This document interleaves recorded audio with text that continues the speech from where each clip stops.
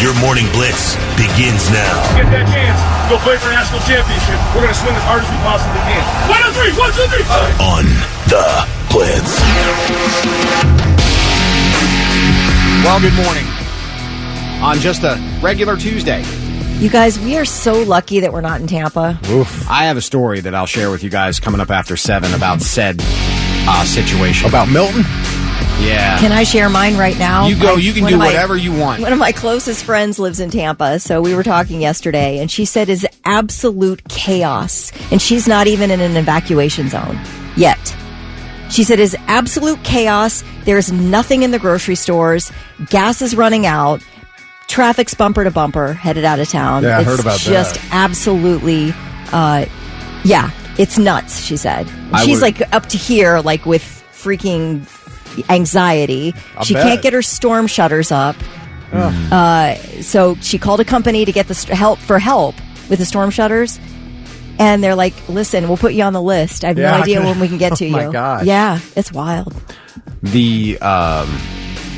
I was telling Rick this morning, I watched the weather thing last night, and they said that it's almost at the mathematical limit of what the storm can handle, that amount of water for where it is. How big it can get? And the eye is the smallest the meteorologist has ever seen. Like the pressure eye is the lowest. Yeah. Yep. Now it'll calm down a little bit when it hits land, but the question is how much calmer will that get right at the impact? Yeah, well, they said it went down from a 5 to a 4 overnight, but it is going to regain strength again. Yeah. So they said by the time it hits, it could be anywhere from a 5 or higher, and then, you'll have to brace for the first part of it, and then it'll... I thought 5 was max. 5 is the max, but I did see an article, just a headline to what Lewis is saying, is that could it get stronger than a 5? Yeah. So that's where they're saying like a 6 or whatever because they can't calculate it because it's just so much force. Wow. Yeah, it's pretty weird. It's pretty wild. So coming right off of an area that hasn't really recovered from a week ago for round 2. It's pretty intense. I was watching the Tampa mayor speak. She said with Helene, the storm surge was 6 to 8 feet, and with Milton, it's going to be 15 plus. Oh, my God. Yeah, she said Helene devastated some of the beach communities there. Devastated it with the 6 to 8 foot surge. 15's insane. Yeah. Yeah. I mean, this is an absolute and utter disaster about to happen. Oh. When's it supposed to hit? Tomorrow night. Between tomorrow night and early Thursday morning. I can't. 15 feet, you guys. That's it's a wall of water. I can't even comprehend it. Yeah. Oh, those poor people. Oh, my God. Brutal.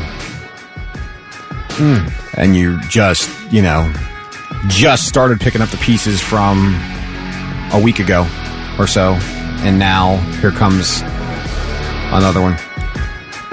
So this says Milton is already in rarefied air by surpassing 156 miles per hour winds to become a Category 5. But if it reaches wind speeds of 192 miles per hour, which is quite a bit stronger, it will surpass a threshold that just 5 hurricanes and typhoons have reached since 1980.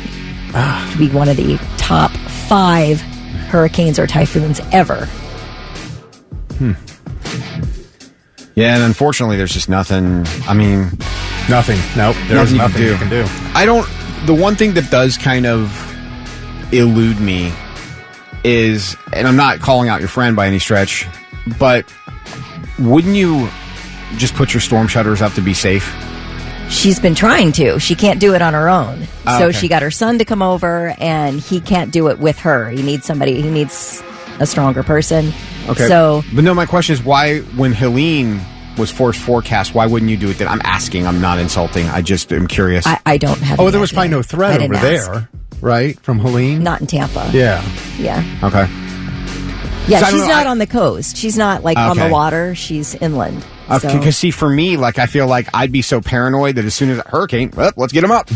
Yeah, I don't know if you want to live with your storm shutters up or not. I don't know how difficult. Obviously, it's more difficult than what she can handle. Yeah, I don't know either. But I just feel like I would be sir, you're on the backside of Tennessee. I know, but just in case. I don't know. But I don't either. I'm not sure that like you want to. Yeah, I think that she started trying as soon as they knew this hurricane was headed there. But she's not in a place where she needs to evacuate. She's not in an evacuation zone. I will read you what my stepbrother posted coming up after 7 this morning because I just... Is he down there? Yeah. Oh. He's in Tampa. Oh, jeez. So, yeah, I will. It's, we ought to call Mo.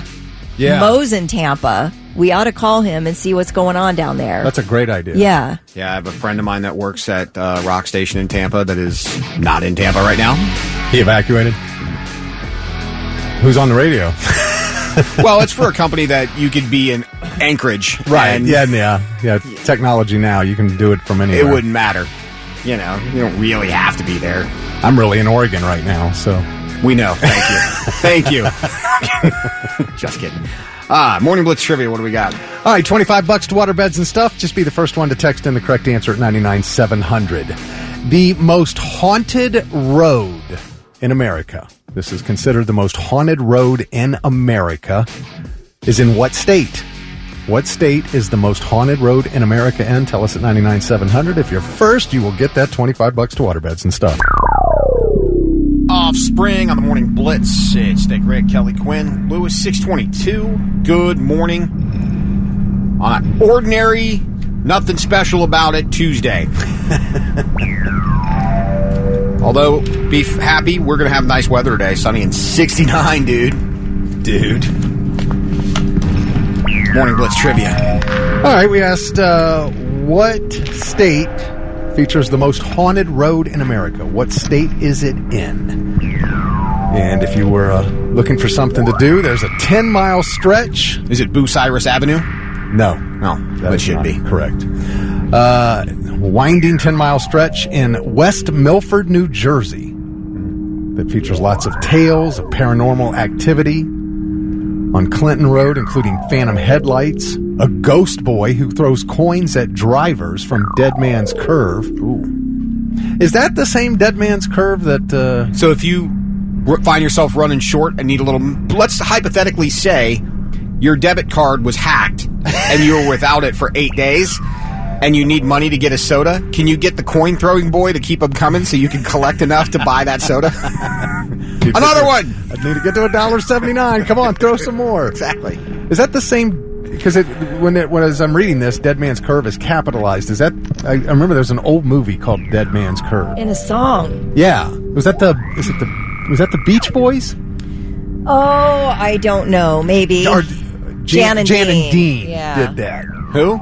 Real Dead Man's Curve from the song by Jan and Dean is located on westbound Sunset Boulevard in West Hollywood, California. Yeah, that was an old movie when I was a little kid. They passed me at Doheny and I started to swerve, but I pulled around and there we were at Dead Man's Curve. I don't know the song. I knew there was a song in a movie. Didn't you ever hear Richard Carpenter sing it? That's how I knew it. No, he didn't.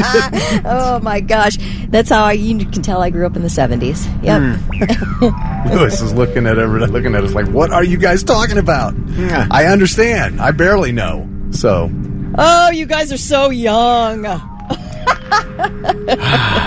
thought Jan and Dean were like a knockoff Ben and Jerry's. They are. It's like Ben and Jerry's, just not as good. Oh, all right, but cheaper. Let's see. The second most haunted road in America is Interstate 4 in Florida, and in third, Bray Road in Wisconsin. I don't know what's special about those, but those are the three most haunted roads in America if you want to take a road trip. Oh, the road to my house is pretty dark and dreary these days. Man, I bet it is. That's just an emotional state, though, right? Right. Depends. I mean, I get it. It's Halloween year out here. Jeez. Man, something brutal that happened. I don't know. You guys are familiar with Fat Bear Week? You know what Fat Bear Week is? Oh, something in Alaska. They have live cams or something. Yeah, they got these live cams. You go to fatbearweek.org and you cast a vote for the thickest king or queen bear. So you're watching these bears and you're like, that's the fattest, most thickest bear out there, and you vote. And then they reveal this tournament bracket. You know, and they're going to crown a king and a queen. of the fat bears every year. I don't know. It's been going on for several years now. It's at they're in Katmai National Park and Preserve in Alaska, and so they had to delay releasing the tournament bracket last week because a male bear attacked a female bear and killed it on cam and then started eating it. That's incredible. I mean, why? It's like they're cannibals? Bears are cannibals? I didn't know a bear would eat another bear. Well, did you know, since you're talking about bears, Russian cosmonauts used to carry guns into space? What does that have to do with Fat Bear Week? I'm glad you asked. And it also had nothing to do with shooting aliens. They would when the Russian spaceships would land, they would land in Siberia, and there was a good chance that before they could be recovered, they would be attacked by bears. Oh, all right. How about that? Look at that. Look at how I tied that together, huh? I'm You had no idea where I was going. You thought I was way out here, and I brought it all back around. Zero faith in you. Zero. I'm so sorry. Huh, You deserve an look at what your boy apology. did. You deserve an apology. I'm not giving you one, but you do deserve Thank it. you. I didn't expect one, but thank you. Jeez. That's, yeah. Officials said bear number 469, also known as Patches, killed contest veteran 402 and began to eat her before dragging her body out of the camera's view. Did you know that in Siberia... Guys.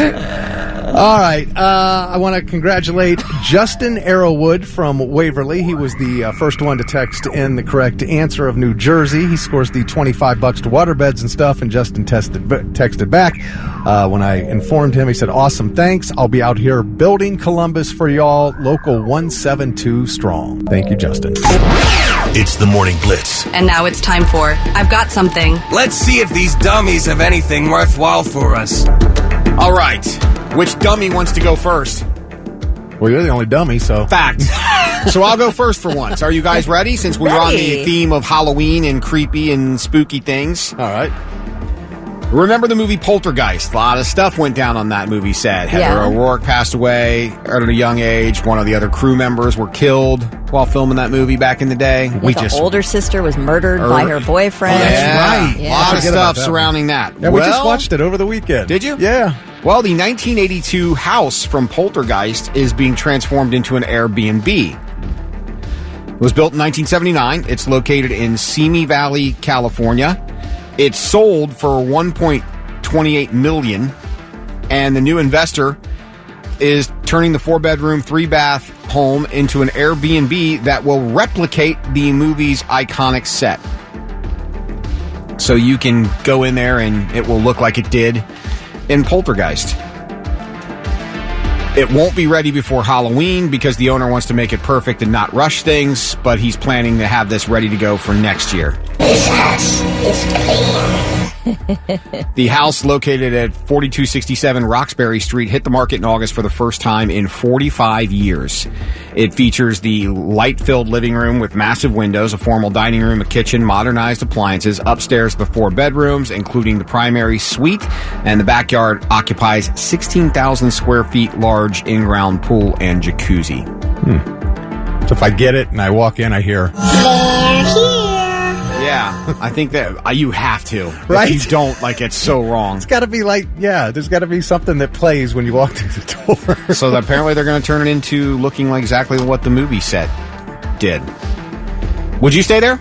I mean, why not? It looks, I was looking at a picture of it, and the back where the pool is, because there's the scene where she falls in the pool. It's not built yet. It's just like a mud hole. Oh, and all the skeletons the bodies are coming up. Yeah, and it's the actual, it's much nicer back there. I mean, it's like a nice home. I mean, it's a pretty good-sized home for California, from what it looks like from the aerial view and everything. I wouldn't stay there, because I'm a big believer that, having... No, I seriously am. I think living out, because I lived in a condo when I was in Michigan that was a clinic/hospital in the Great Depression. This was a movie. I know, but I heard there's some freaky stuff that happened in my condo, so I think that I'm a believer that kind of stuff happens. I know, call me crazy, but I don't want to be there. You had people murdered on the set.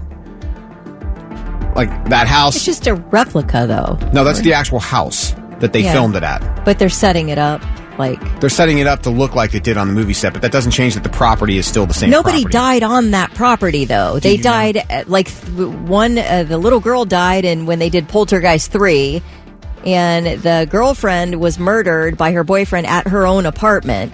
And nothing happened there. Yeah, happened on the set, I don't think. Yeah, I don't trust it. Yeah. Don't trust it. I'll I stay could there. be wrong. I'd stay Maybe there. something weird did happen actually on the set. I was supposedly that's one of the most that filming of that movie is supposedly one of the most cursed movie filmings in the history of Hollywood. Yeah. Is it the whole series? Because again, she didn't die until they were filming the third one. I don't know, but again, a little too close to the fire for this guy. I mean, I kind of agree with you. Like, why tempt fate? Right. You guys. Yeah, Right. you have a point there. Yeah. You guys, Lisa Marie, I've got something. Lisa Marie Presley's memoir is out today. She died last January, She's dead. right? January 2023. So her daughter, Riley Keough, finished the memoir for her, and it is released today. And one of the stories in there is so wild. Okay, Lisa Marie's son, Benjamin, died by suicide, and she was so distraught when this happened. She didn't feel like she could survive. So she decided, because there's no law against this in California, that she would keep Benjamin's body at her home. And she did so for 2 months. 2 solid months after he died. She has like this bedroom situation that was off the main house. She kept it at 55 degrees. Apparently, she took care of the body every single day. She said she was not only distraught, she couldn't figure out whether she wanted to bury him at Graceland or bury him, I think, in Hawaii was another option. So, yeah. So in this separate bedroom, like I said, the room was kept at 55 degrees. It preserved his body. She cared for him as she kept him there, and then she and Riley decided they wanted matching tattoos from Benjamin's body. So they had a tattoo artist come in and look at Benjamin's tattoos so that they could replicate those tattoos. She couldn't just take a picture and send it to the artist? No, he needed more detail, and they said, you are welcome to come in, and he did. Wow. This is it sounds like a horror movie. It's wild. It's like a Stephen King story. So afterwards, they got their tattoos, and they said, Riley Keough writes that soon after they got these tattoos, they got the vibe that Benjamin wanted to be laid to rest. So they had a funeral and laid him to rest at Graceland. Wow. 2 months after he died. Do you remember Casey Kasem? I How do. his family flew that body around all over before they buried for months? They couldn't figure out who had custody. Yeah. So that poor dude was just, not resting well at all. Can y'all just bury me? Side note, leave it to Mike. Sure hope nobody buys Diddy's place and turns that into a full experience Airbnb. We got to talk about Diddy. There's some stuff going on there. Complete with the baby oil. All right. What do you got, dummy? You guys ever play Tetris? I'm sure you did. Yes. Yeah, of course. Of course. So last year, a 13-year-old in Oklahoma became the first person to, quote, beat Tetris. The game never really ends, but it will eventually freeze up. And he made it to level 157, and that causes it to crash. And until then, only AI had been able to do that. Well, there is now a version of the game that will not crash. It's crash resistant. And there's a 16-year-old kid. His name's Michael Arteaga, and he made it go to rebirth, which means you hit the last level and it starts over at level 0. And it goes back to being real slow, just like you just started a new game. Do you get any kind of celebration or accolades? Does your phone haptics go off so you can at least celebrate it for 2 seconds before it resets? Emojis or something? Well, no, it just immediately went, it's like he beat level 255 and it went right back to 0, and you start from 0 and you're playing again. Did he record it? He was streaming the entire game. He is a popular streamer, I guess. Okay. I would never. Whoever. I do not have enough time to sit and watch somebody play Tetris on a stream. Oh, I pulled up the video. It was an hour and 43 minutes. Yeah, no. I just kind of moved through it until he beat it. But yeah, he did this last weekend. He was using the alias Dog Playing Tetris. And he is the first known person to achieve rebirth. And again, that's when the game rolls you back to zero after you complete 255 levels. His run took over 80 minutes. He cleared 3,300 lines and scored 29.4 million points, because he did end up topping out at 4,216 lines after he started over at zero, which was another 40 minutes. And he when he was playing and streaming live, and he broke that 255 level mark. Oh my god, Ash, that was gonna end at 254. I just messed it up. All the ore is gone now. It's all gone. It's actually all gone, bro. Oh my god! Oh my god! Oh my god! Oh my god, Ash got rebirth. Oh my god! Okay.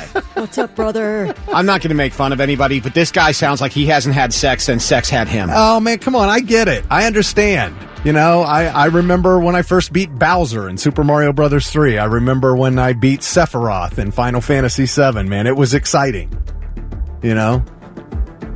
When you beat that final boss or that final level, man. Especially you're the only one who's ever done it. He did say, "Oh my god, I'm so glad this game's over, bro. I never want to play this game again, bro. I was starting to lose my mind." If you beat a game, does your wife get excited? She's happy for me. Okay. But not excited. She gets excited when she beats a game. Because I feel like it takes a special kind of woman to where if you beat a video game, she's like, okay, you deserve something for that. Yeah. Let's get it on. Yeah. That guy didn't have that, guaranteed. Well, he's 16. Jeez, Lewis, he's 16. Good night. Listen, there are 16-year-olds who are parents by that age, unfortunately. Why are you so angry? I'm not. Why are you so negative? I'm not. I'm gonna piss all over this guy's happiness. You're right, I did. I just pissed right over it. I'm sorry. You know why? Because misery loves company. It's the Morning Blitz, 6:52. Thick Rick, Kelly Quinn, Lewis, 69 and sunny today. Not a bad little October. Hopefully you have a good Tuesday, wherever that takes you, whatever you're doing. I didn't do that. I didn't say anything. I didn't say a word. It's just a Tuesday. I can tell you, I'm not happy with Monday Night Football last night. Because the Chiefs won? No. It's not that they won. It's because I have an incompetent tight end on my fantasy team that plays for them. And he's wasting my time. Well, get rid of him. No. I know. How do you drop Travis Kelce? Because somebody else will pick him up, and then he'll play lights out for them. Yep. For the rest of the season. Yeah. I know. Ever since the Swift thing came in, his productivity's gone down. You're right. I know. They're still winning, but he... And shave that stupid mustache. I think it's more about... he's just, he's been at this for a very, very... What is he, 36? Something like that. Wouldn't you think, though, he would have shaved it if she didn't like it? You know? Okay. I don't know. I'm not in the habit of telling Charlie what to do with his facial hair. I don't know anybody who doesn't let their spouse do what they want with their own body. Most people do until I've bleached my hair blonde before, and then that never goes. Oh, that was an absolute no. That didn't go over so well. It was a hard no. Are you and Joe Burrow? Sometimes your college game doesn't transfer into the pros. Well, by the way, that people are saying it's his hair. He needs to fix his hair so he'll be good again. Look, you want to go back to the times where you were catching 150 yards a game and scoring 2 or 3 touchdowns. You can have a stupid mustache. When you're not, okay, you're playing bad and you look dumb. Well, can't have both. Pick up another tight end, put him on your bench until he starts playing well. I have another tight end. He sucks too. Well, last night, and it's funny. People are ready to end this relationship. Like it's always, it's on the rocks. They're going to break up. Oh, it's over. Because he had a birthday over the weekend and she couldn't make it. So, something's wrong. They're going to break up. But there she was last night, in the suite with a bunch of old dudes. Yeah. But they're calling the game, and Travis Kelce catches a pass, and Troy Aikman comments on her. There's Kelce. Makes a move, and he's out of bounds. The missus likes it, and they're not married. The missus. What is it with ex-Cowboy quarterbacks? I'm sure I'm in trouble for saying that. I know. It's... do not. It happens. So he said the missus liked it, and last year Tony Romo did the same thing, called her the missus. Yeah. And Romo and Aikman were both, and that's why Joe Buck said, "What is it with you ex-Cowboys players calling her that?" And then anyway, I don't know why he'd be in trouble for that, but I mean, who cares? I know. People really want to get mad about stuff these days. Man. Oh my gosh. They do. The Swifties don't call her the missus. Who gives a crap? And now, the 3 things you need to know before you go. Governor DeWine is deploying the Ohio National Guard to Florida ahead of Hurricane Milton. DeWine sent 40 members of a construction and engineering unit to the state yesterday to help with recovery and relief efforts. Hurricane Milton, currently a Category 4 hurricane.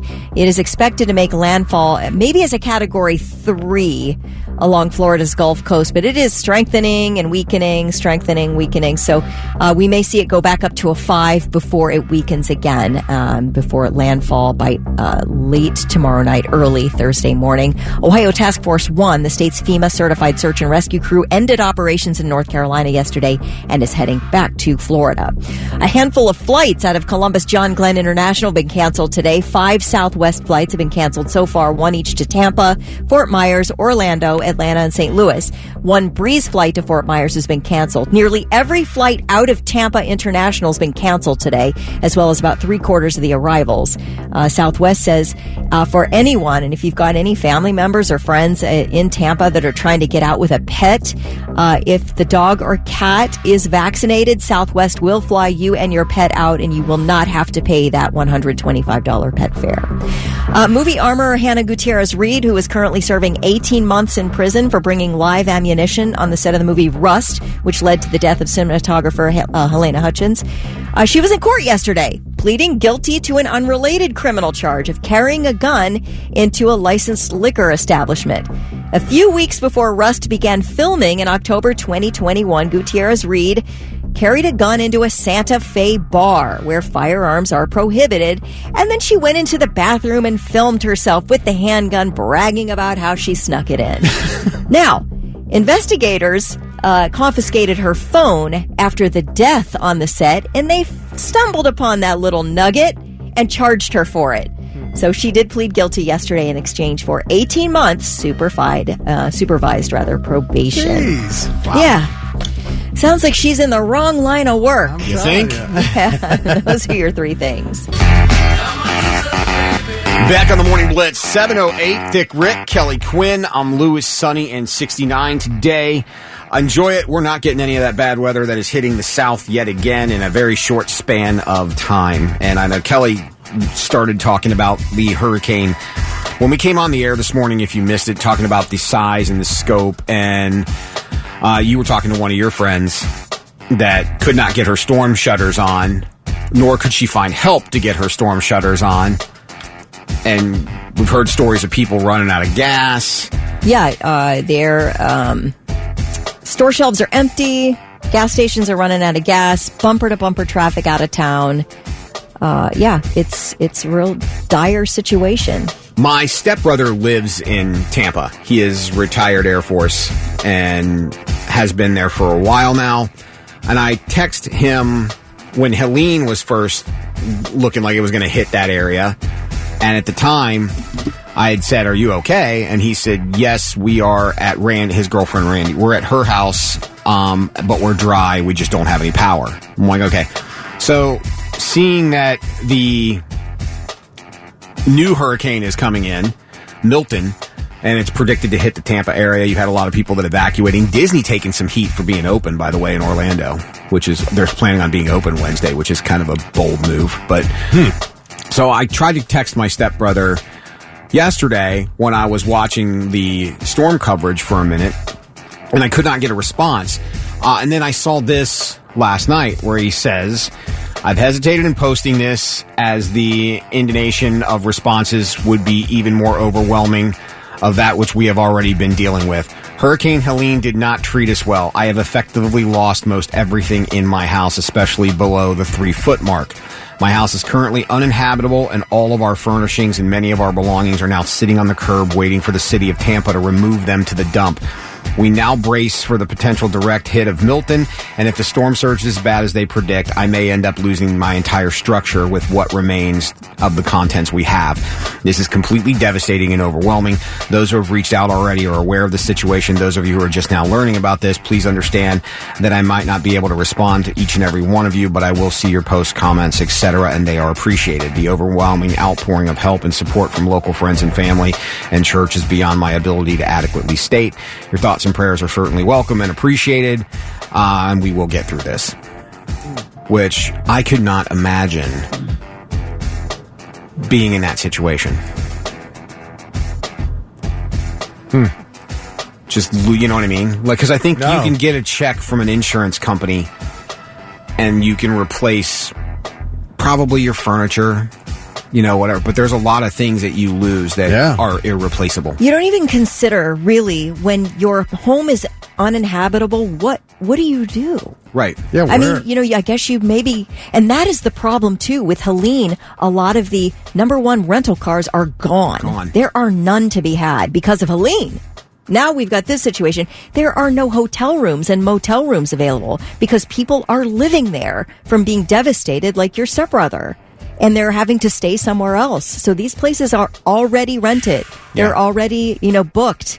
And I just, you think of the thought of just everything you own being washed away. And what would you do? And, the lack of flood coverage and your insurance and all that stuff. That you have to specifically pay for separate flood coverage. And, I mean, at least in North Carolina, they never expected that to happen. And I know they're just possessions, but I think it's different. Let's take your sofa, for example. If you decide you on your own are tired of your own sofa and you have to go out and you decide to replace that on your own and you buy a new one, it's not the same thing as, you know what I mean? Oh, wait, this got replaced for me and I didn't want it replaced. Kind of, you know what I mean? Right. Like, it's just, there are certain things that have...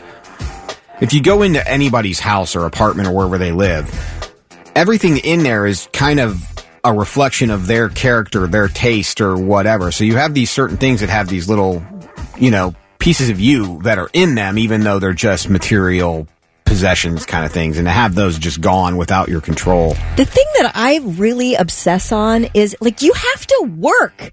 You have to continue to make an income, and your entire life outside work is devastated. Gone. You have to deal with insurance. You have to deal with cleanup. You have to deal with, what if you have pets, other family members? I mean, where are we staying? How are we living? That kind of thing. You've got nothing. That is, oh my gosh, gives me... just makes you short of breath thinking about these people in the path and people who refuse to evacuate, and it's a worry. Yeah. It's a real worry. For sure. And there's a lot of people like that. I mean, so keep them in your I feel thoughts. bad for your brother. Yeah, me too. So I hope everything goes well. I hope I get to talk to him today. Send him a couple of texts. Yeah, let us know. Where's he staying? What's he doing? Are you with friends? Are you, are you offering to let friends stay with you? I don't know. I don't know what you do. Is people in that area just as bad off as he is? Right. You don't know. Everybody's dealing with it. Rob Zombie will be at Sonic Temple. He is the Friday or Sunday support for Metallica. Friday support for Metallica. Because Allison Chains is Sunday, right? Yes. Okay. Either way, Friday or Sunday, he will be at Sonic Temple coming up in May on the Morning Blitz. That's Kelly Quinn. He's Thick Rick. I'm Lewis.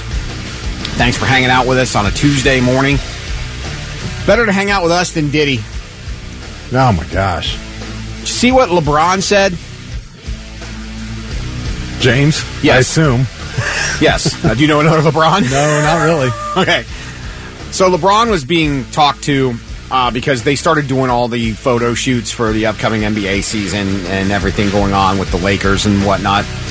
And he was asked about Diddy because there's been a lot of rumors that LeBron is on the list of, the celebrity Epstein list that Diddy has. And his response was, well, I'm going to wait and see what kind of video footage comes out before I comment on that. That's not really a glowing, cry of innocence. Wow. Right? So he said, we'll wait and see. Let's see if there's proof. Otherwise, deny. Yeah. Nate said, I beg to differ, Lewis. You can go into my house and it's a direct reflection of my wife's taste. Fair point, my friend. Fair point. So yeah, LeBron kind of shy on the Diddy thing. So you know something went down. The people are saying that when he was in the maid's costume, that was Halloween. So you think? Why doesn't he just do what everybody else is doing and just pay to keep his name out of it? I don't know. A lot of Twitter scrubbing going on there. Well, so here's the deal. Tony Busby is the attorney that's representing the 120 alleged Diddy victims that has been coming out of this. 120. And he has flat out said there's some big names that people will recognize. That are victims? That are not the that are going to be brought into this. Okay. Now, in the latest revelation, he claims he sent letters to a bunch of A-list celebrities who had at least some knowledge of the quote-unquote freak-offs in order to resolve matters privately. And he says some of them, all names we would recognize, have settled just to keep their name out of the press. Well, I mean, can't they be subpoenaed to court as witnesses? If they're, I mean, that depends on if they're, somebody has to bring up their name for that to happen. Right. But I mean, who are they pay? They paying him, Busby? I'm assuming they're paying the victims. Busby's probably taking a cut of that, but I would assume if you're paying to keep your name out of it, you're settling with the victim privately out of court so that they don't drag you into it. That's usually how that works. Okay. That's weird. Well, but I mean, the rumor, Leonardo DiCaprio. Oh, I know. LeBron. Yeah. There's a lot of people with a lot of money on there. J-Lo and Beyonce. Jay-Z. Yeah. Diddy's also... That's crazy. ABC is going to air a 2020 special called The Secret Life of Diddy tomorrow. Might be interesting watching that one. Well, here's something else. The family of Tupac, right, have hired a high-profile attorney to investigate the connection between Tupac's murder and Sean Diddy Combs. Doesn't surprise me.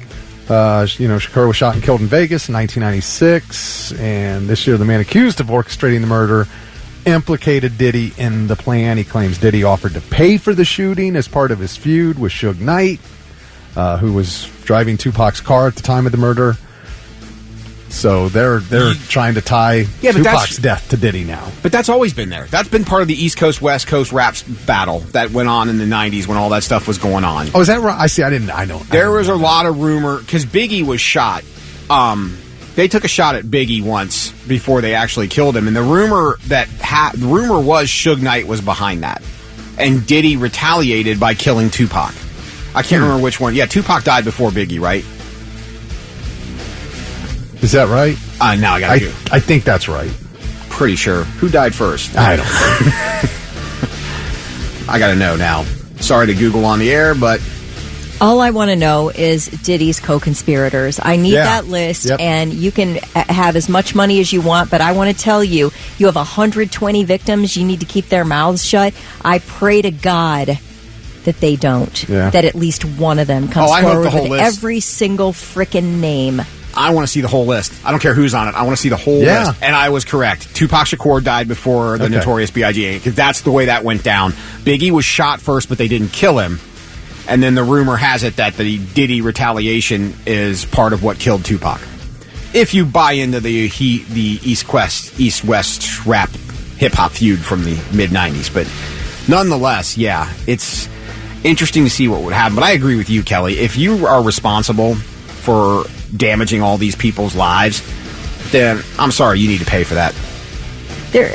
Maybe there is an amount of money that you would take to keep your mouth shut, but I hope there isn't. I hope there isn't. I mean, I'm sure out of 120 victims, there will probably be a few that go, I can get some generational money out of this, so sure, I'll do it. But, sad. All around sad. It's just like Deshaun Watson stuff. Same kind of deal. Just pay everybody off. Keep their mouths shut. I told you. He paid them off because somebody went to him and went, dude, you've got $270 million guaranteed. Cut the check.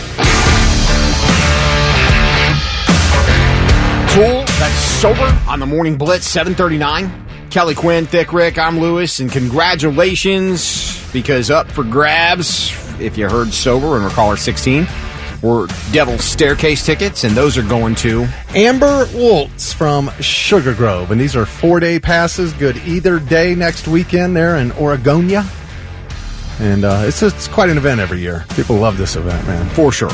Yesterday, was it around this time or was it an hour from now yesterday? Doesn't matter. Regardless, yesterday we had this conversation about, I don't even remember how we got on the conversation. I do. Okay.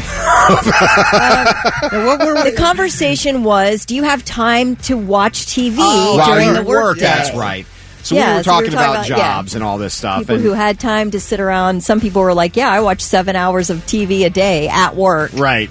And the story said the average hourly income in the country was $35 an hour. And I'm like, what? And we were just talking about right? how much things cost and how you can work full time and still not be making your bills. And then we had some people saying there are a lot of people who play the victim card, that all my life isn't fair. There are a lot of people who agree and say they work really hard and don't get anything. So we've had a kind of a heated conversation with Miss Quinn on one side and us on the other, and a lot of people agreeing, kind of split down the middle, where there were people that agreed with both sides of this argument. But it brings up an interesting thing that we're going to get into today. But for those who don't know, we probably talked about it on the air before. The three of us have a text thread that kind of goes back and forth between us, where we talk all the time when we're not on the show. And all three of us had individual conversations with each other yesterday, separate from one another. And Kelly told both of us this truly awesome thing that happened yesterday, which is fantastic. Okay, so just to set the stage, I was not planning to have a conversation on the radio yesterday about what constituted a livable wage. I was not prepped for that at all.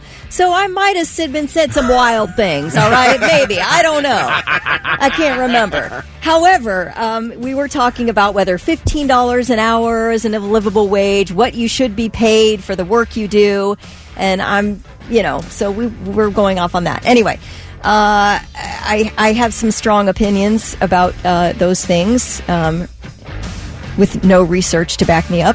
However, I walked... Research. Hey, it's an opinion. You don't need any research for an opinion. I guess generally my opinion is, I don't know how we're walking out of high school and expecting to make $70,000, $80,000 a year. 1,000% agree. Sometimes you leave high school and you get lucky enough to get $15 an hour at Target. And you have to have 5 roommates to make it. And that's at least how I grew up. I'm not trying to be like an old lady here. Now, you had 7 roommates. I had 7 roommates for many years. I had roommates until I was 36 years old. After college. Roommates into my 30s because, I'm with you guys. I hear you. Everybody's got their circumstances. So anyway, I took my mom to the doctor yesterday. And the lovely assistant there, doctor's assistant, her name's Pam. I walk up to the window to check my mom in. Haven't talked to a soul yet. Walked up to the window, and Pam's sitting there. She looks up at me and she goes, "You're wrong. $15 an hour is not a livable wage." And I started laughing. I'm like, "Oh, Pam." I said, "Listen, I was unprepared for that conversation, obviously. I'm saying some crazy things, all right? Maybe I can't back all of them up. But, I guess my point, I don't know. I could sit here and defend what I was saying all day, but she took a little bit of issue with it. I go, "Listen, you're not the only person who's mad at me about it." She goes, "Oh, I'm not mad at you." So when I got home yesterday, my wife Heather said, "I don't think Kelly thought those numbers through." And I said, "What do you mean?" And she said, "Well, I was looking this up." She started looking stuff up. She did some research, and she said that most places now who rent you a home, they need you to make 3 times. They need you to gross 3 times in a month what the rent is. So if the rent's $1,500 a month, you need to gross $4,500 a month. And she said, so if your rent's $1,500, you need to make $25 an hour if you're if you're single, okay, and that's why Kelly was talking about, some people have to have roommates. Sure.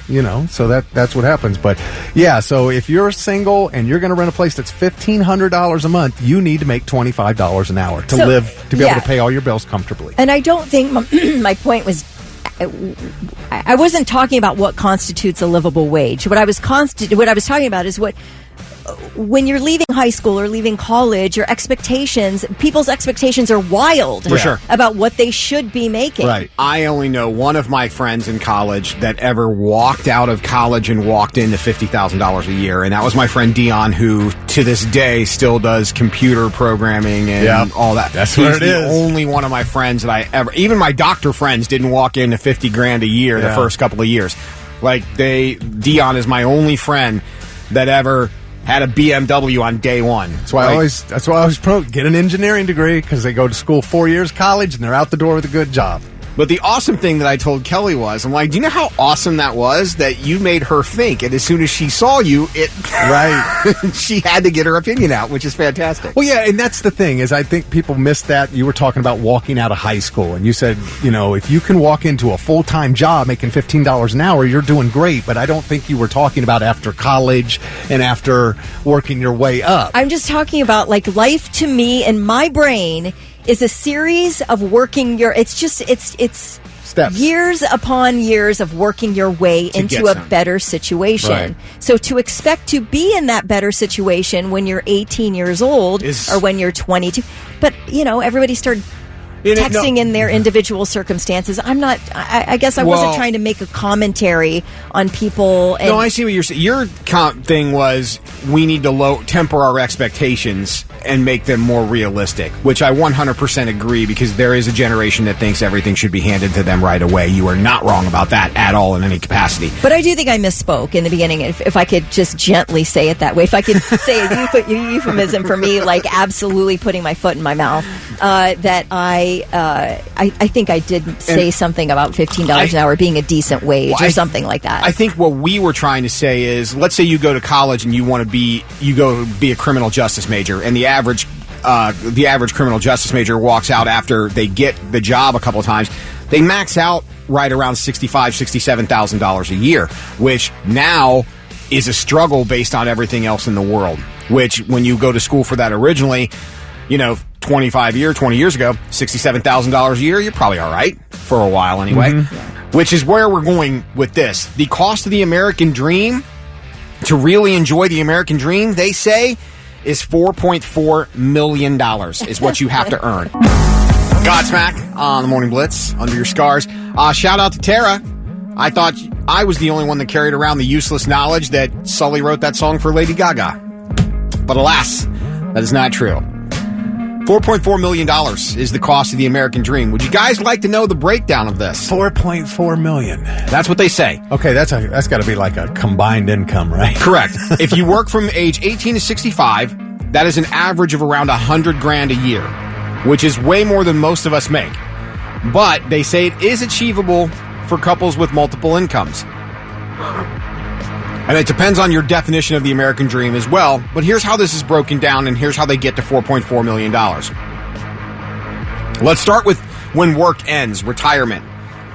You need to have saved $1.6 million to retire comfortably. Wait, how much? What? 1.6 million. All right. Okay. Owning a home, $930,000 over the course of your life. Now, I assume that means paying for the home, the upkeep, the taxes, the insurance, the whole time. I would think so. All right. Raising 2 kids, $832,000 over the course of your life. I thought that number would have been higher. Me too, just with the cost of education and everything else that's going up. Well, I wonder if that it says raising. I don't know if that includes college. I'm not sure. Owning new cars, not just any car, but new ones, $811,000. Yeah, no. Just no. This one, I feel like, is flexible. Not everyone does vacations every year, but annual vacations, $179,000 is what you need to take an annual vacation. Every year? No, I think that's from 18 to 65. 18 to 65. This is all from the Okay, gotcha. All this combined is what it takes to live the American dream. Okay. If you want a big wedding, $44K. I'm not sure if that doubles or triples for those of us who have had multiple $100 on the Santa Maria, baby. Occurrences. Having pets, and I mean, this is spot on. I mean, I'm $37,000, no problem. I'll write the check. If you're lucky, it's only $37,000. And paying for your own funeral. I guess this is also part of the dream. $8,500. And I want a velvet rope at mine. And if you're not on the list, you're not getting in. and I want to record myself when that person that's not on the list comes up to see if they can get in, and the guy says, "You're not on the list." I want someone going, "What the F," playing my voice going, "What the F are you even doing here?" Got this all planned out, I see. Very much do. Okay, well, does it say how much money you need to make an hour to be able to make $4 million over your lifetime? No. Well, 100,000 a year. 100,000 a year. From 18 to 65. You need From to make 18 to 65, 100,000 a year. Okay. Which is... That's So an if you're- average. That's an average. Yeah. If you're married, you can each make $50,000 a year. Right. The cars thing, though, owning new cars, $811,000. So, what are you buying a new car every 4 years? Is that what they're doing? Because I always try to buy used. That's the most. 4 years is the. I think that average has gone up though since the pandemic. People have been holding on to them longer. But pre-pandemic, I believe every 4 years was a new car. Okay. I think that's what. What was considered normal. That's what a lot of people do with leases. Right. You know, they'll lease one, turn it in on another one. I think that through all the different categories you named, Lewis, we can all pick something that we could save money on. That we wouldn't have to. Like absolutely. Well, that's what I was getting ready to tell you. Okay, again, owning new cars, $811,000. Okay, my first car was an old Chevy Nova that was $500, primer gray. Okay, but I think I've added them all up correctly and got the prices right. From that first car, I have bought 5 vehicles and spent $45,000 on those 5 vehicles, all bought used. And that includes, except for one that was a 3-year lease. Okay. So $45,000, you know. I think I'm not spending the limit on, definitely not on the wedding, not spending the limit on vacations, but I absolutely want to spend more on my funeral. I need a bougie casket. I want a nice friggin' casket. Do you? Yes, I want it comfortable. You can have a velvet rope and people on the I don't list? want a velvet rope. I want velvet inside though, or like silk at least, something really sweet. You having a guest list at your funeral if you're not No, on Okay. Cremation No, here, it's cheap. Mine's Give me going to be cheap. general admission, open to anybody. That's a big difference between you and me. Yeah. You want a nice casket with velvet inside? I'm cool with a trash bag. Just put me in there. We're fine. Ash me up. Put me in there.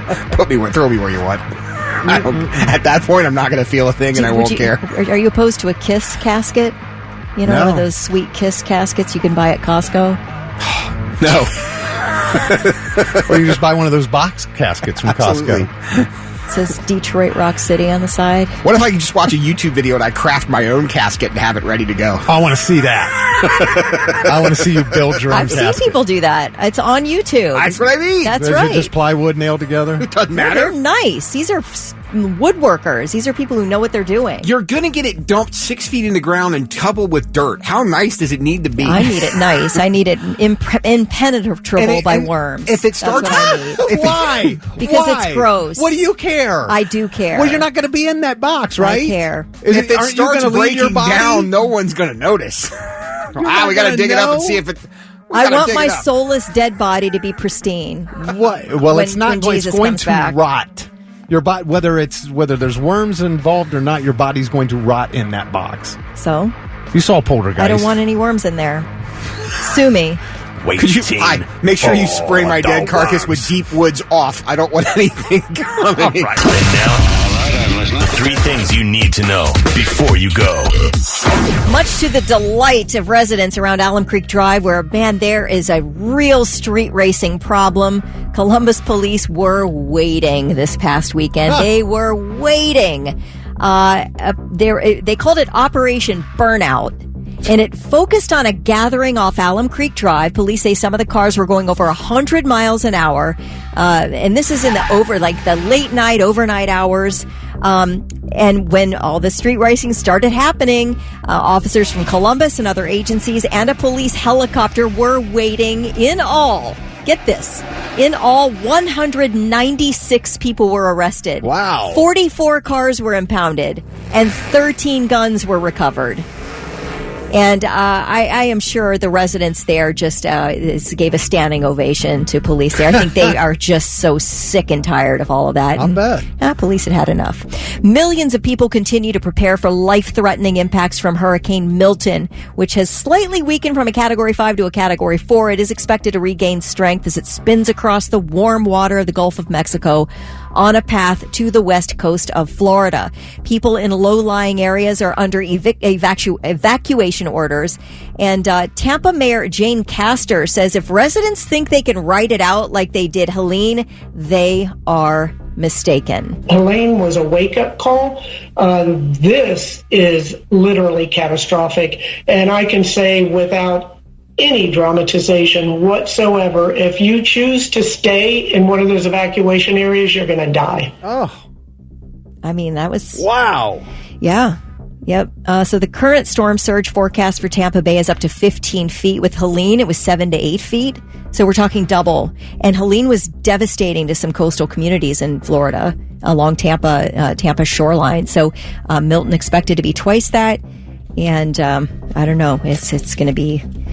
I'm worried about it. And it's very worrisome. Man. All right. I have the weirdest story, you guys. A doctor in the UK, his name's Thomas Kwan. He's 53 years old. He admitted in court yesterday that he disguised himself as a nurse, visited his mother's boyfriend at their home, and then tried to kill him with an injection of poison that he said was a COVID shot. All right, so the victim, his name's Patrick O'Hare, 71 years old. He survived, but he lost part of his arm to a flesh-eating bacteria, not from the poison, but because old Dr. Kwan was trash at giving vaccinations. So why did Thomas Kwan try to kill his mom's boyfriend? Prosecutors say he was infuriated that his mom updated her will to leave her home to her boyfriend. Now, these two have been together. This has been her boyfriends for 20 years. They've been living together. It's basically a marriage at this point. So Thomas Kwan admitted he concocted this elaborate scheme in which he sent O'Hara a bogus letter claiming he was eligible for a free visit from a community nurse. So he wears a wig, he wears a fake goatee, he goes to the house, nobody recognizes him, including his own mother, who asked to have her blood pressure taken. And so he's like, oh, sure, I could take your blood pressure. She never recognized him as her son. And then he gave this shot of poison to the victim, who did survive, thank goodness. So Kwan pleaded guilty to attempted murder yesterday. He'll be sentenced later this month. And those are your three things. Disturbed on the Morning Blitz. It's 8:12, Vic, Kelly, and Lewis. And Kelly, you were talking about how you want your coffin so nothing can get in there? Impenetrable. Well, no, you don't, because if you put a body in an airtight coffin after so long, your body juices expand and it will explode. Oh, you know how I hate body juices. Right? You got to rethink that plan. Oh, thank you for letting me know. You're welcome. I'm going to have to, I'm going to reformulate everything. Don't forget, you're listening for Bush. Come down. That is your cue this hour for tickets to the Factory of Terror and the Haunted Schoolhouse. We got another edition of Normal or Nope. That is on the way next. It's the Morning Blitz. It's time for another edition of Normal or No. It's 8:23, sunny and 69 today with Thick, Kelly, and Lewis. Normal or Nope? Which one of you would like to present? I got it. All right, go ahead. And I don't know why I do this. I don't know what it is. Some little OCD within me or something.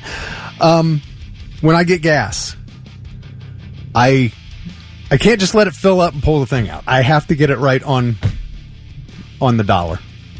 Like, it can't be $58.36. It has to be $58 or $59. I'll try to get it right to 60 if I can, and I have no idea why, but I just do that. I do it to the quarter. To 25 cents? A version of 25 cents. Really? Okay, I think that's even weirder. So if I'm at 60 cents, I'll squeeze 75 cents out of that bitch. Okay, now I think that's even more strange than me trying to get right on an even dollar amount. I do it till the pump clicks off, because if you've ever overfilled your car and damaged the charcoal canister, it's not a good situation. So I just let the pump stop. Whatever number it's on, that's what it's on. Yeah, see, that's normal. Yeah. Yeah, I go to the quarter. I would. Okay, I don't feel so bad now. Thank you, Lewis. Sure. No, I just do it for math purposes, because if I'm keeping track of something, it's easy. Like this morning, I know I spent exactly $53.75. Why does it need to be on the quarter, though? Well, I try to get as close to the next dollar as I can, but like Kelly said, I don't want it to overflow and spill out everywhere. With the cost of gas now, an extra 25 cents isn't going to cause it to overflow. Mike Funk also does it to the quarter. Okay. Well, I feel better now then. Thank you. All right, how about this one? Normal or nope? Using a teaspoon to eat your cereal. Your cereal. Or like yogurt or something. Like the little teaspoon Pudding. and not the big. You get a little snack pack going with a teaspoon, that's fine. The big tablespoon? I will prefer the bigger spoon until they're all dirty, and then I go right down to the teaspoons without blinking an eye. Really? Yeah, it's... I don't I can't care. eat cereal with a teaspoon because the teaspoon's too small, but the pudding size, I can get down on some pudding with a teaspoon. Yeah? Yeah, Maybe even some ice cream. Now see, that's where I change up. I will use a tablespoon for cereal. But for ice cream, I use a teaspoon because it makes it last longer. Oh, why does that make me sad? I don't know. Why does Are it? you eating the same amount, but just with a teaspoon? Yes. So you have to take more bites. Yes. And it tricks your brain into Yes. thinking you're eating a whole bunch. Well, I love it. Okay. and it takes it just longer. It takes longer to eat it. Oh, you really like to savor. Oh, I love that ice cream because we only do it on Saturday nights. You're very self-controlled. I'm impressed by that. I have to be, or I will lose it. I will be a disaster. Natasha takes her gas to the dollar. Gerald says it drives me crazy. I stop where it stops. Whatever it's on, I don't care. You're normal, Gerald. It's Pam okay. stops where it's on. Baby Huey to the dollar, except on the motorcycle. And then someone else said Serena always the dollar mark. Yeah, and then someone said that they hate when it goes to like the penny over. I'm there on you. That Yeah, I drives me know. Crazy. And a lot of people always use the big spoon. Yeah, Buzzard, big spoon. Cereal's too. I can't do a teaspoon in cereal. Yeah, I'm the same way. But I can. Maybe I'm just more delicate than the rest of you. That is a given. That is very much. I just I use whatever spoon's clean. I've got a stack of big spoons and a stack of smaller spoons, and the big spoons always go first. Oh, thank you, Delaney. She said, Rick, my husband is the same way. If he doesn't get it on the dollar, it drives him nuts. What if it goes to, like Roger said, it hits 0.01? You go to the 1 cent accidentally. What do you got to go up again? And I'm not destroy your gas tank? I'm not going to put an I got to extra squeeze dollar at in. least 24 more cents out of that to make it. Yeah, Lewis. But that's not. I don't think that's going to hurt you. Okay. Because when it clicks, there's still gas draining, so it'll go down. Now, but if you go and put a ton more in, yeah, you'll cause problems. All right, normal or no? Yeah. A poll asked people how they squeeze their toothpaste. 72% of us say from the bottom of the tube. 20% of people squeeze it from the top. From the top? I always go from the bottom of the tube and work my way up. I don't squeeze from the top and go work my way down. Depends on how much is in it for me. You know, if it's full, I can squeeze it. Now, you can squeeze it from anywhere when it's full. I go from the bottom, and then as the bottom starts to empty, I roll it. Yeah. To squeeze everything out of it. I'll get a lot of miles out of it. Dude, I will take the back end of my brush and push on that bottom to squeeze it. Yeah, I do that down the counter. I pull the back of the tube down, but I don't squeeze it from the bottom. I squeeze it from the middle. Yeah, me too. And then when it's ready to be like all you go squoezed middle? up to the top, I'll do that little move see, again. I uncap it and It's like gently... a squeegee. Yeah. I uncap it and gently squeeze from the bottom. Gently, because I have a soft touch. Yeah. The hands of a lover. Too bad only the toothpaste tube knows that. Bush on the Morning Blitz. It is 8:39. I'm Lewis. That's Nick, Rick, and Kelly. And congratulations if you were the correct caller, which would be number 16, while Come Down was playing. That was Randy Hamilton from Columbus. Got those tickets to Factory of Terror in the Haunted Schoolhouse. Absolutely. So we started this discussion yesterday about wages and how... What did you say the average wage is supposed to be $35 an hour? Yeah, but I mean, if that's everybody, I guess that includes the upper 1% and everybody in between, you know? And most of us aren't making $35 an hour. Some people are, though. So we were kind of curious, and we asked the question on our social media wall. What do you do and how much do you make? You don't have to give us exact, because that's none of our business, but keep it in the ballpark. Well, I want the exact. Do You you? don't have to give us your name. Well, you How know, about it's that? funny. Or we won't say your name. But if you're on the socials, that kind of gives us your name. It's funny because... Yeah, well, then you don't have to participate. Give us the exact. I want to know what you make and what you do for a living. So when we were talking about this last hour, we got a text. I mean, people, we were talking about how much it takes to achieve the American dream, and we just started getting texts. We got one text that says, I'm in HVAC, and I make $47 an hour. Tristan said, my fiance and I make $22.60 and $25 an hour, and it's been a rough few years from inflation, but we finally got to a point where we're able to get ready to buy our own first home. Nice. So we were like, well, let's ask people, what do you do and how much do you make? If you don't want us to say your name on text, that's fine. We don't have to. Jake's a welder, makes $24 an hour. Jeanette is a certified medical assistant, 10 years experience, not even close to being enough. This paycheck, I will be deciding between paying the gas bill or the electric bill. Fun times. All right. Tristan from Mansfield's a semi-trailer mechanic, makes $28 an hour. And Mac makes $14.52 an hour in retail clothing. $14.52. Yeah. All right. It's just an interesting number. Yeah, that is. Imagine this person sitting down for their performance review and they say, you are doing an amazing job. You are so good. You come to work on time. You work really hard. You're our top employee. Here's a 2 cents an hour raise. Oh my God. Yeah, like that would piss me off. We're going to give you a shiny nickel for your trouble. Just keep it. Because again, what, if you make 2 cents an hour at 40 hours a week, a whole 80 cents, not even a whole $1 a week? Thanks. That does nothing for me. Jeremy says he packages beer, makes $38.91 an hour. That's nice. It is. Go ahead. Sophia makes under $17 as a gas station clerk. All right. This is interesting because back-to-back texts here. We got a text from Curtis who says heavy equipment operator, $30 an hour. Then we got a text from Jason, heavy equipment operator, $43 an hour. Now I wonder if that's because Jason's been there longer or Curtis is just not with the right company. Maybe we need to get Curtis over to see Jason. Stacy says she's a mental health technician, makes enough to survive and occasionally do something fun. Vivian says I run a hotel and I make about $28 an hour. Oh, are you like Lorelai Gilmore? I'm rewatching Gilmore Girls right now. You run the place. Yeah, $28 an hour. All right. John, the truck driver, makes $23 an hour.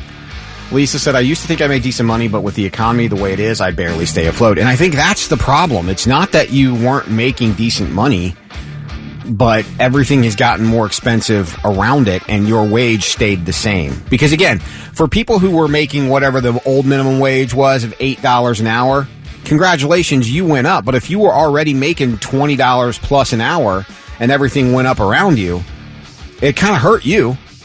Oh my gosh. Monica said Target does that. They gave me a 5-cent raise. Not even kidding. So Target, who makes what, $1 billion a week?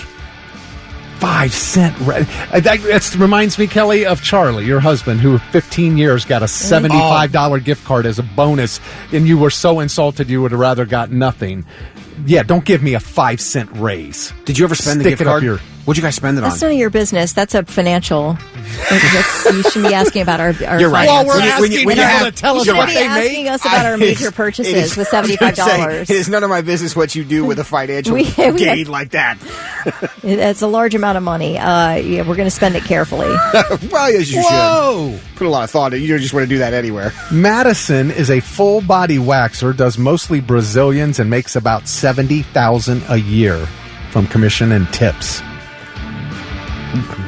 Well, I mean, you're staring at cooch all day. I think you deserve, hypothetically, what's a Brazilian going for these days? Asking for Rick. A Brazilian person or a wax? Do dudes do that? Some do. I've never had any kind of wax in my life. Which is why I'm asking for you. I'm not doing any waxing, no.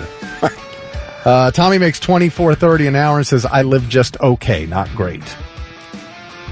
Jeff's a welder making $16.25. James making $38 remodeling.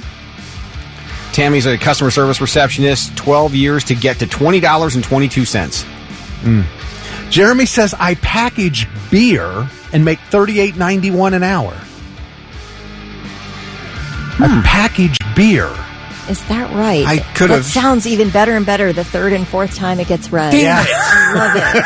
Damn it. Mike says $50 an hour in finance. Jess Stonebrook. Yep. Jess Plumber, $40. Underground utility locator, $30 an hour for Ginger. Nice. Are you the person who comes out and flags the yard? You know, for the utility, like when people were going to dig, you come out and flag. And Rick Madison said $59 for women, $84 for your Brazilian. Oh, guys cost more? Well, they should probably because they're, guys. Let's see. Raymond, I work for AT&T Engineering, makes $49 an hour.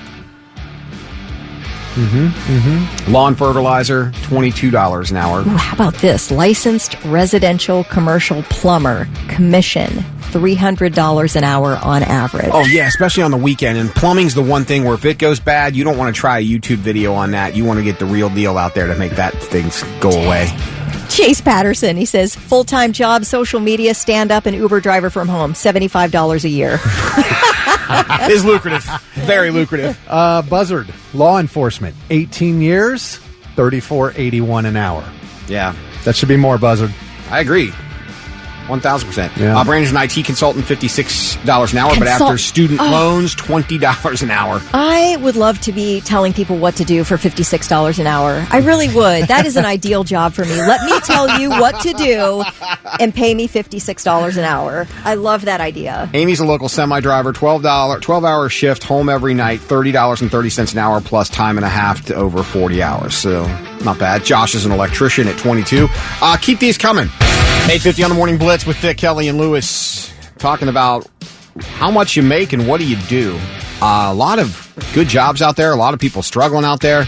What was the name of the police officer, Columbus police officer? $56 an hour? Oh, man. And they're hiring, he said. Yeah, he said we need to go. hiring. Will they hire us? Vic and I, we can be partners.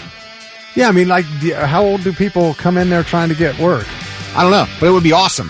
Found a dead body. And a wallet. No money, though. I just thought that was like, you had to start young. Like, Vic, stop getting high and come help me push this body back into the river so it floats down to the next precinct so we don't have to deal with it. How hard is the academy? I just want to carry a firearm. I mean, I know you could do that anyway, but... Yeah, but he made $53 an hour and they're hiring, he said. He's a Columbus police officer. That's awesome. Ben says he's a local truck driver, $60K a year. That's nice. $60K? Yeah. And it's all local. Local. Someone said operator, 10 years experience, $44.40 an hour with the package, over $85 an hour. Supplement on top, have a side company of $100K. Wow, nice job. Tony's a cement mixer driver. I guess that's the truck that's always, the big thing is a cement truck is turning, spinning while it's driving, makes $30 an hour. Ben's a local truck driver, $60K a year. Sounded good when Kelly said it, too. Tara says... Really? Yep. Oh, man. And that was like just seconds ago. Tara says she worked for an attorney for 18 years and left there at $18.50 an hour. Now she's a house cleaner at $50 an hour. Wow. So well done. Wow. I think Tara's a house cleaner at $50 an hour. Joe Rogan says... That's a very famous podcast. I know. I feel like that's not your real... that's not your real name, is it?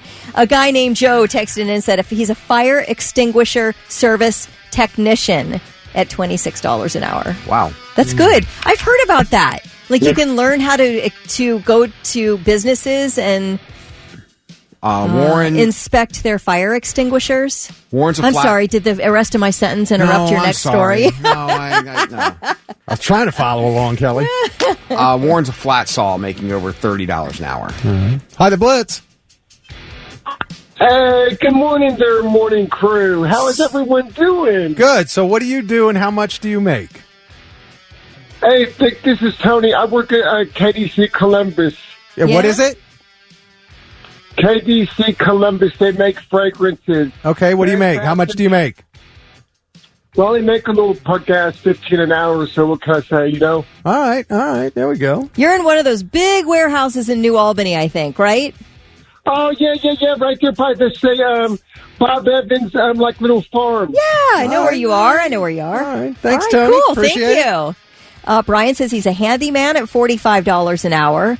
Man, that is a great... I'm telling you, if you're looking for a career and you sort of feel aimless, be a handyman and really get good at some things that you can do around the home. I tell you, we are desperate for good handy people. Yeah, that aren't going to charge us $300 an hour. Handy men and handy women. Susan's a registered veterinary technician, 2-year college degree, $21 an hour. Nice. Okay. All right. Todd's a fire safety engineer, makes $55 an hour. We got a lot of heavy equipment operators. They're all anywhere from $35 to $55 an hour. Phyllis is a cashier, $14.60 an hour. Rhonda does medical insurance, $26 an hour. And Josh says he's a stay-home dad on disability, and I don't make enough to even want to put it here. It's so abysmal. This person said kitchen crew at McDonald's, $15 an hour. Terry makes $40 an hour cleaning houses. Wow. Finance for the city, $46.50 an hour. Wow. That's crazy. More HVAC techs. The HVAC techs all seem to be right around $40 an hour. Ross feet only on OnlyFans and makes $60,000 a year. Huh. Ross, come on. Is that true? Probably. I couldn't do the feet, though. Oh, my gosh. That is so gross. Nikki gets $17 an hour to clean up dog poop. It's a dirty job, but somebody's got to do it. Well, I'm just thinking, because Kelly read the one about that worked in the attorney's office, was making $18 an hour after how long? $18.50 an hour after like 18 years. And Terry's over here almost at that cleaning up dog poop. Nice. I mean, now think about that. I need to know more about Ross's feet situation. Feet? Yes. Lewis just read it. He has an OnlyFans with feet content. Oh, well, jump on his page. I'm not getting on OnlyFans. Wonder how much OnlyFans would pay me. I don't like feet. We just have like an hour discussion about this yesterday? But so why are you... I'm just curious about it, if he's joking or not. Oh. Everybody's doing the feet thing. I wonder how much OnlyFans would pay me if I just did elbow content. No, but you can like squeeze your arm together by your elbow and make it look like a butt. That's what I mean. Yeah, so we can fake people out. Yeah. Kendrick got a 5-cent raise from the Gap after working there a while, so quit. So the Gap does it too, like Target. Yeah. 5-cent raises. You scumbags. Best employee. Scumbags! Steve said he's doing black and white, tastefully done nudes on OnlyFans. He's on track for $60K a year. It's lucrative if you can do it right, Steve.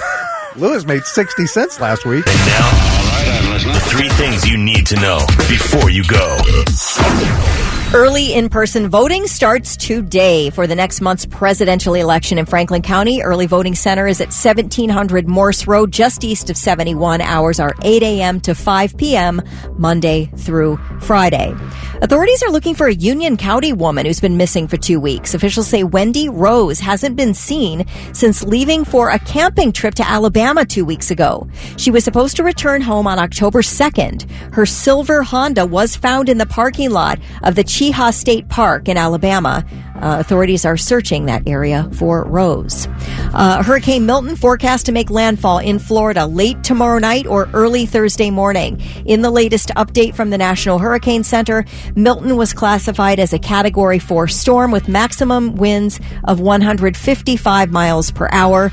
Counties along Florida's west coast have been ordered to evacuate with dozens under a state of emergency. Milton not expected to have any major impacts on already storm-ravaged western North Carolina, as it looks like Milton's track is sort of hitting the Gulf Coast and going across the state of Florida and back out into the Atlantic Ocean. Of course, North Carolina is still really struggling to recover in the aftermath of Hurricane Helene. And those are your 3 things. It's the Morning Blitz. That was Pearl Jam. I'm Lewis. That's Thick Rick, Kelly Quinn, and joined by what should be a familiar voice, I would think, Mo Rocca. Maurice. Oh, everybody knows Mo. Mo, always Blitz family for life. I'm so excited to have you on. You are like smack dab in the middle of this flipping hurricane situation. Yes. I was not necessarily in the middle of, but I was certainly, everybody around me was affected by Debbie a couple of weeks ago when that bitch came through. You mean Helene? Who the hell's Debbie? Who's Debbie? Debbie before, then Helene. Oh. Mo's never been able to keep track of his women. You ain't never lied, Rick. You ain't never lied. So what is it like down there, man? Are you all right? Well, I am good. I'm inland. I'm far inland, but the scope, the breadth and scope of this hurricane is something that we have not seen. I've been in Florida, aside for the time I did radio in other markets, and I always came back to Florida. I've been in Tampa 40-something odd years, right. Man and boy. And we have never seen, there's never been a hurricane that originated and came through the Gulf and straight at Tampa. I think 1848 was the last time. But so that has given us pause. You have so much debris on the streets in front of people's houses from Helene. that you're going to have with the winds that this hurricane is projected to, what it's doing right now and how it's projected to make landfall at a 3 or 2. There's just going to be all of this flying debris, the storm surge, which ruined coastal, towns, is going to be almost twice as high. So when you have the weathermen saying that they are scared, when you have independent weather forecasters talking on, the station I'm on now, we're all talk, and we will have some of them on, and it's very, very dire, their predictions. And you couple that with all the amount of people that relocated to the state in the last couple of years that just don't have any idea how to prepare for a hurricane. It's just chaos. There's a mass exodus going on, and thank God most people are taking it serious. But the landscape, and I say this with deadly seriousness, the landscape of the city the Tri-City area, Tampa, St. Pete, Clearwater, and the surrounding cities, it's about to change. It's about to change drastically. They said, we heard from your mayor, Jane Castor. We had a soundbite of her on this morning, and she said, if you do not evacuate and you're in one of the evacuation zones, you're going to die. That's what she said. You're going to die. And she's 100% right. Unfortunately, there were stories with Helene of people that were in the evacuation zones and chose to stay and ended up dead. I mean, if you can look out your window and see water, you probably need to leave. No, it's not rocket science. They're talking about a 15-foot surge. Yeah. Yes. But I think Kelly was talking about her friend that couldn't find anybody to help her put her storm windows on earlier. My stepbrother, I just found out he lost a lot of his stuff, and he's still waiting for the dump to take the stuff off the curb from Helene. From Helene, right. And they're both in Tampa. Yeah. It's. I don't think they're running around the clock to get rid of the debris. The Governor DeSantis actually forced open a landfill that had closed for the night. He said landfills are to remain open 24 hours. So DeSantis is doing a really good job. It's not gonna be enough time. You're just not gonna have enough time to get all of the debris. Right. You may get 50% of it, which is great, but that still leaves another 50 out, and then you're gonna have massive power outages. I've never left my home during a hurricane. Never. In 40-odd years, plus years, I've never left my home. I'm always inland, but I've always rode it out. Now I'm doing that still with this one. Why? Get out of there. Now, well, hold on. I do have a point. My wife and 3-year-old daughter, I have relocated them. I'm relocating them to a hotel. Okay. Somebody's got to protect my bourbon and vinyl collection. Of course, right. I think, and I was going to ask you that. I think that's the thing. There are people that you've put all this time and effort into building your house. It's not easy for them to just walk away from that. No, not at all. But you have to. You have to. Any structure can be rebuilt, and I'm talking about basically those that are really in those evac zones A, B, C, and D. We're so far inland. We're not even in a zone.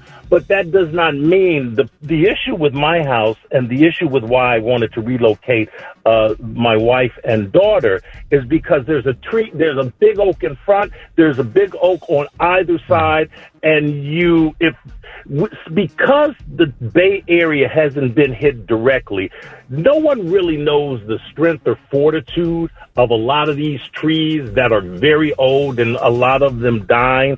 So I think one of the biggest issues unless you're in an open area is that you're in your bedroom. If you're in a 2-story, the tree comes crashing down. If you're in a 1-story or a split story, the biggest issue with me and a lot of other people is a tree falling down and crushing you to death. That's why I wanted to make sure the family was in a hotel. But I'm still reckless, Rick. Well, listen, hey, so great to hear your voice, brother. We're up against the break, but I feel like maybe we can check in with you again later this week if we can get through to you. We'll just make sure, dude. Just take care of yourself. Don't if it gets so bad, get out of it. I don't know what you can do once it starts, but just be safe. Right. All right. I will, Louis. Nice to talk to you and be introduced to you. I will keep this number, and on the other side, I'll text Kelly and see if you guys want an update. How about Absolutely. That'd be great. Appreciate it. Stay safe, Mo. We love you. Yep. All right. I love you too. Hey, Columbus. See you, brother. Bye. Bye, guys. Hello.